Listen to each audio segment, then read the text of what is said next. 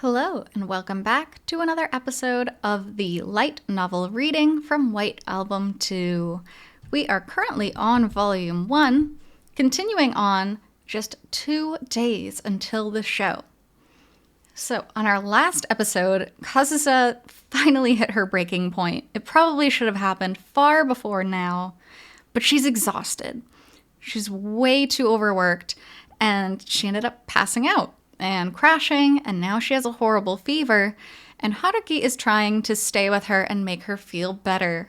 However, the doctor says it might take 2 to 3 days to heal, and the concert's in 3 days, now 2 days. Let's continue on and see how it goes. This is Session 19, 2 days until the show, Kazusa's Peace. Pain. Kazusa, try to understand. Understand what? Why? Taking you along with me right now would be no more. Point. Ma. To. I don't want to hear. Huh? Ma. Toma. Who? No. I know this voice. Toma. Huh? She opened her eyes slowly, her awareness slow and thick like mud, and found his face very close to her. Are you okay? Kitahara. Whoa, what are you doing? She quickly sat up and saw that he was crouching at her side. Have you ever woken up and have someone staring at you? It's one of the scariest things that can happen. Were you watching me sleep? No, wait, I just came to check on you when you were tossing and turning. Huh? And I spoke to you without thinking about it, but I guess I woke you up. Sorry. Which meant that the voice she'd heard had indeed been his. Kazusa gave a sigh of relief. Yes, it was a relief, musing on how, even in her dreams, she couldn't get away from him and his noise.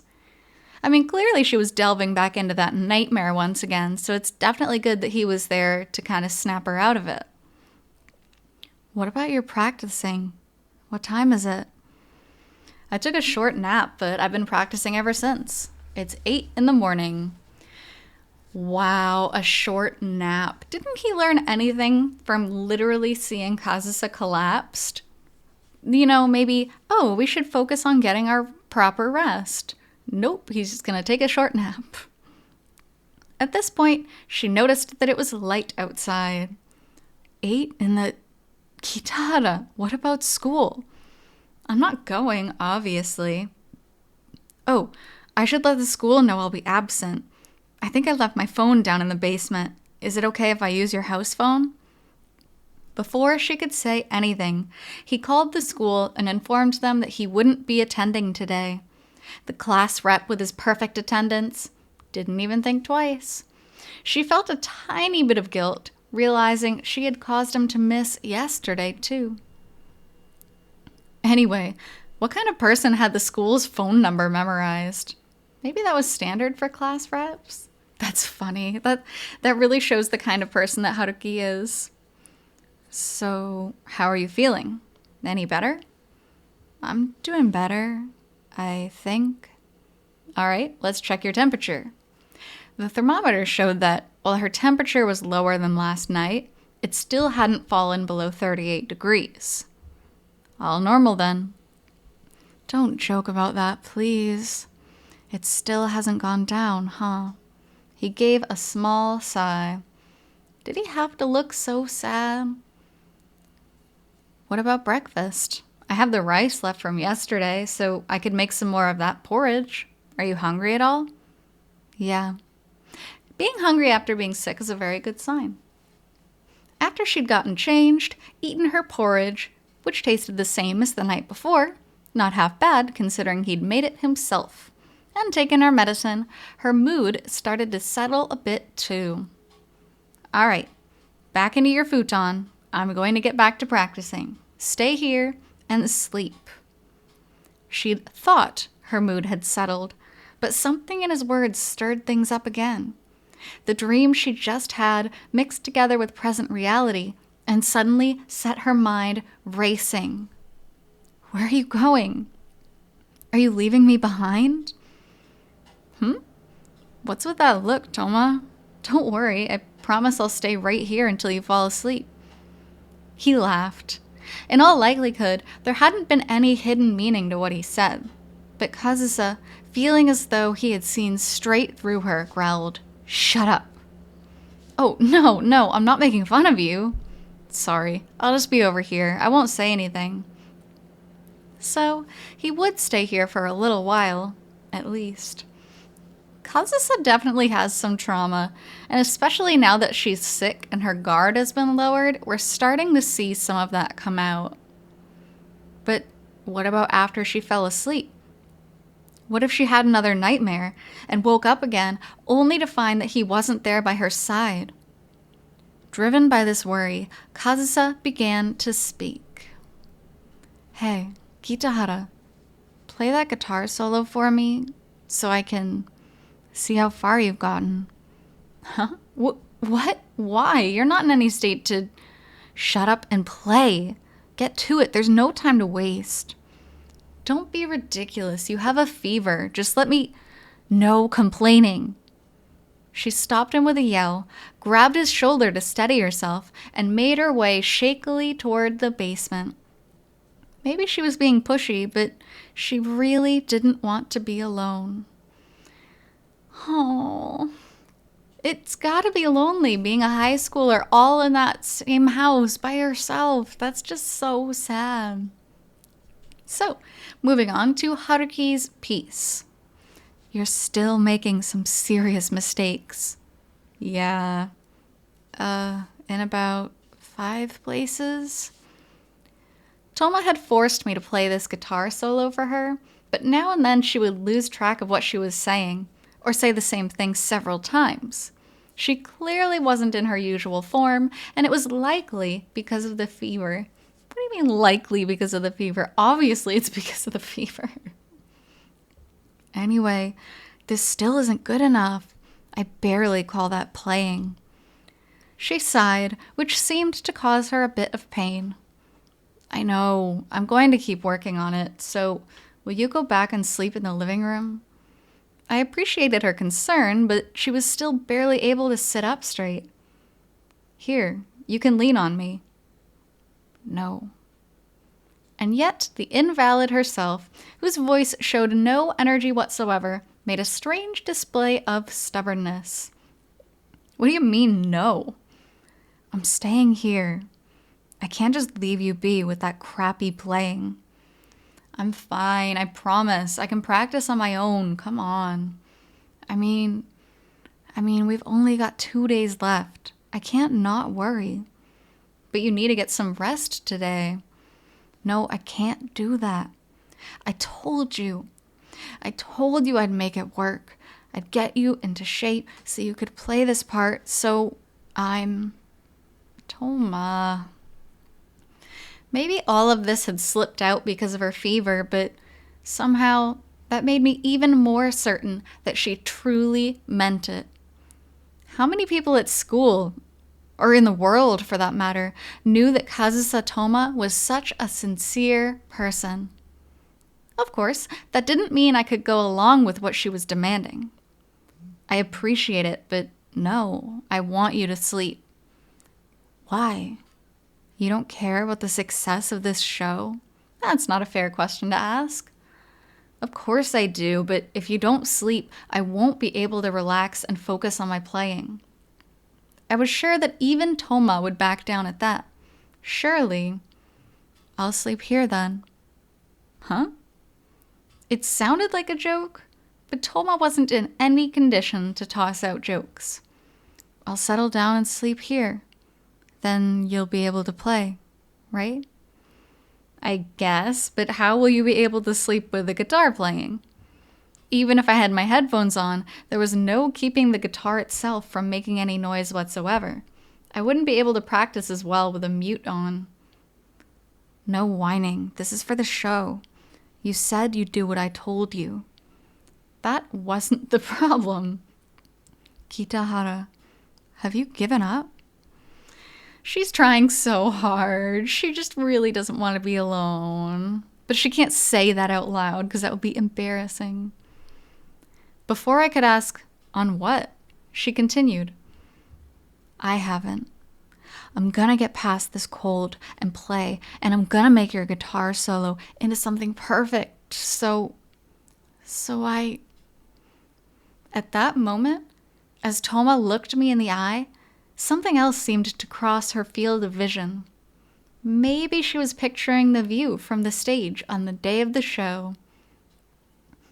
I mean, that's a pretty specific thing to imagine her imagining. And with that feeling in my head, I said, you're going to sleep. You will tell me if anything hurts or if you start to feel worse. Understood? I knew it was wrong, but I brought the futon from the living room down into the basement. Maybe I would catch Toma's cold, but if it helped her recover, then I didn't really care. Oh, that's such a sweet thing. He wants to take care of her so much, he would rather the cold transfer to him. Oh, that's very sincere and adorable. And so, we stayed cooped up in the basement together, but Toma showed no sign of sleeping. It wasn't the guitar keeping her awake. She was lying in her futon, staring at me the whole time. I told her to shut her eyes at the very least, but when she looked at me with that frailty in her eyes and said, I won't interrupt. I'll sleep as soon as I get sleepy, so just let me watch you, okay? I couldn't find it in myself to reprimand her. Even after an early lunch, Toma continued to keep her eyes fixed on my guitar solo practice. Not teaching me anything, not sleeping, just staring. With her looking at me that way, I stopped pausing to talk in the middle of rehearsing and just focused all my attention on the guitar. It's a little bit awkward.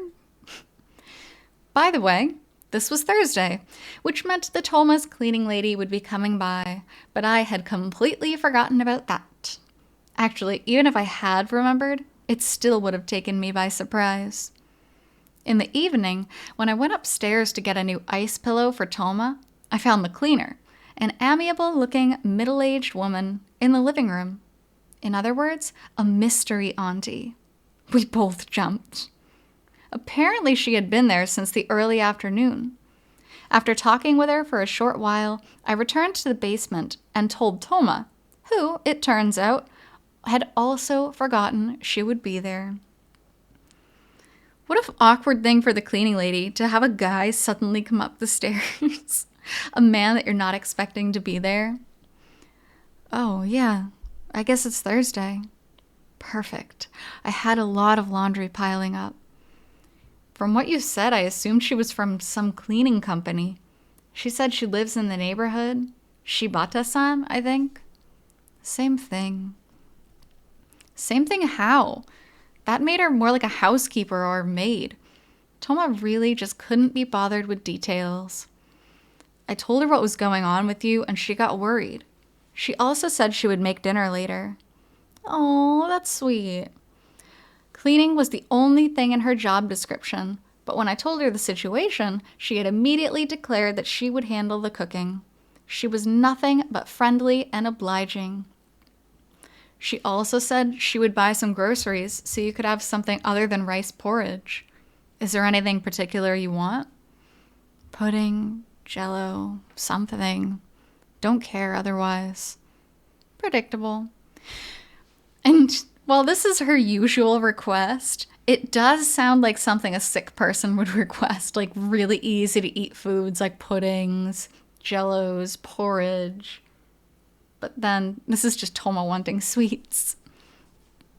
After conveying the residents' wishes to Shibata-san, I suddenly realized that it was just about time for rehearsal. I had sent Takaya a message the day before, asking for his help, so things should be good on that front. Then, we remembered our vocalist. Come to think of it, I haven't heard from Setsuna. She was probably keeping her distance because Toma was sick. I headed back downstairs, figuring I would at least send her a message, only to find Toma, red in the face, strumming at my guitar. I quickly took it from her. She's like a child. She's like a little baby you gotta watch all the time or they're gonna get into things.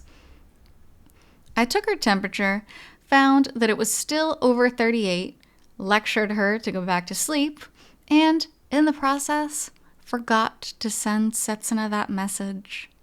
It didn't remotely occur to me what a mistake that would turn out to be. Oh, the foreshadowing. I hate it. No, come on. Setsuna's piece. I don't want to read it. The number you have dialed cannot currently be reached. The phone may be in an area with no service or may not be powered on. Thursday morning. Setsuna, sitting in her classroom before class began, sighed in frustration and hung up. The one she'd been trying to call, of course, was him. Maybe his phone had run out of power after their long conversation the night before. I could send a text, I guess. She decided to message him for the time being, assuming that he would respond once he noticed his phone needed a charge.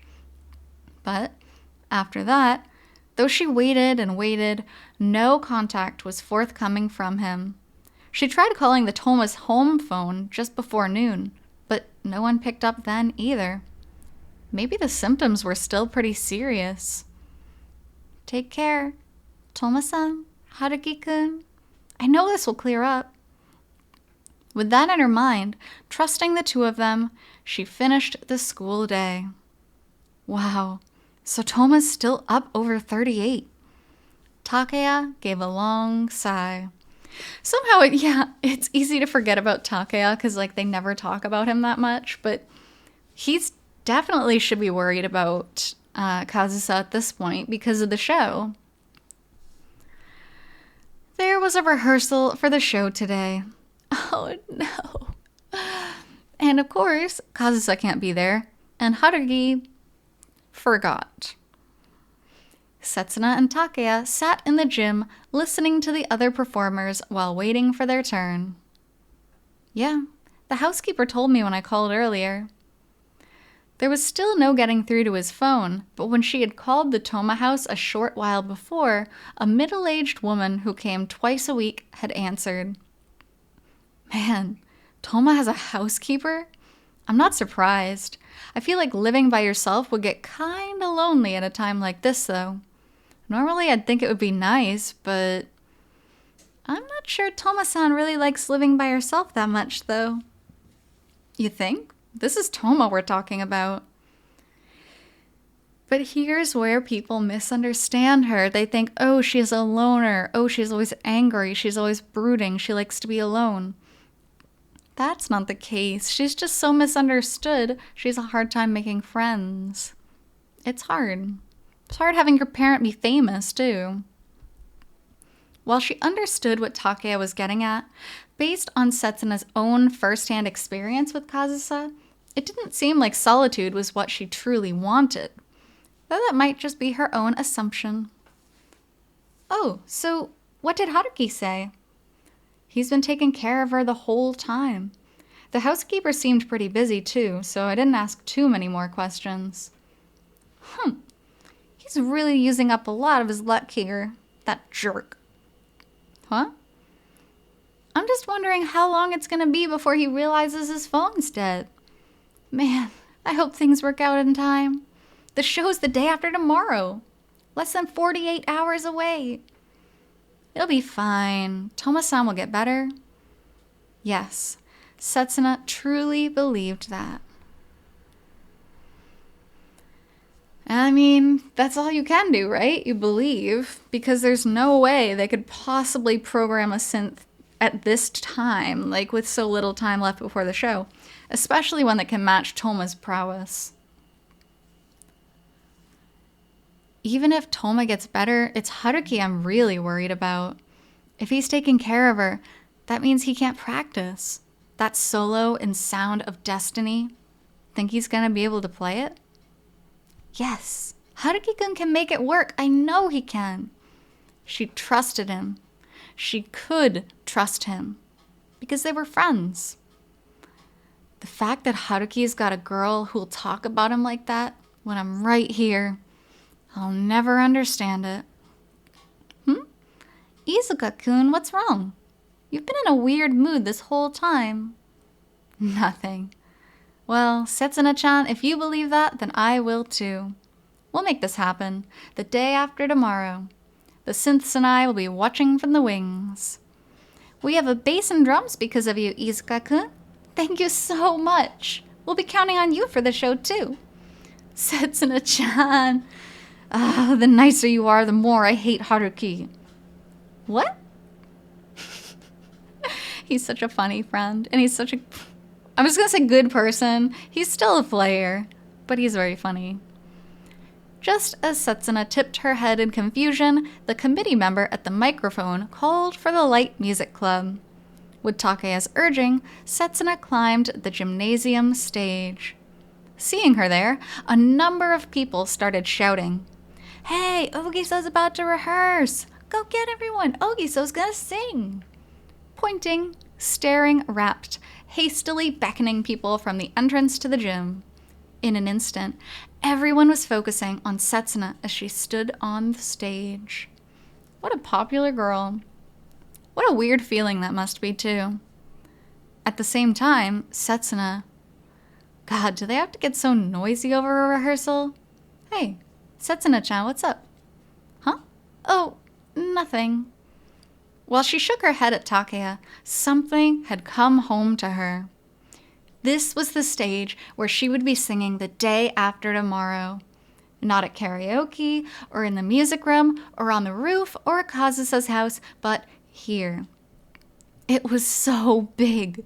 She'd had no idea what the view would be like from here. Right now, there were only scattered spectators watching her, but she couldn't help thinking about it a little. Man, and this place is going to be packed the day after tomorrow. I can't imagine how high the energy is going to be. Takeya's remark made her catch her breath. Packed? This place? Packed? Oh, yeah, Setsuna-chan. Can you stick around a little after this? I picked out some stage costumes for the show, and I want to see if they fit. Costumes? Takeya's words seemed to be coming to her from somewhere far away. Costumes, so much fun. I mean, I rented them, but I knew about a few places thanks to our last vocalist never shutting up, and I picked up a few things that I thought would suit two beauties like you. So why don't you try them on? Of course Yanagihara knows a good place to get costumes. It's Thursday, so we can use music room number 1. Oh, shoot, I forgot to tell Io to come help. I wonder if I could get her out of working on class stuff? Setsuna-chan? Are you listening? Huh? Oh, sorry, I'm listening.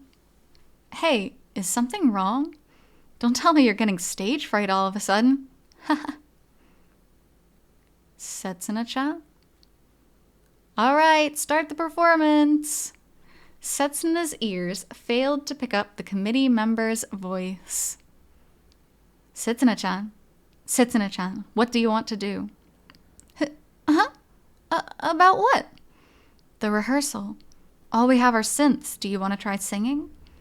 Singing? Here? Oh no, she's nervous. I mean, anyone would be. Why are they letting random people into the gymnasium right now when they're clearly not ready for the performance? She's panicking. Haruki's not there. Kazusa's not there. It's just going to be her and some synths. Of course she's going to be nervous. This poor girl. Seriously, Setsuna-chan, are you okay? Yeah, I'm fine. I'm really fine. I mean, I'm not alone. I have friends. She wasn't saying this to Takeya.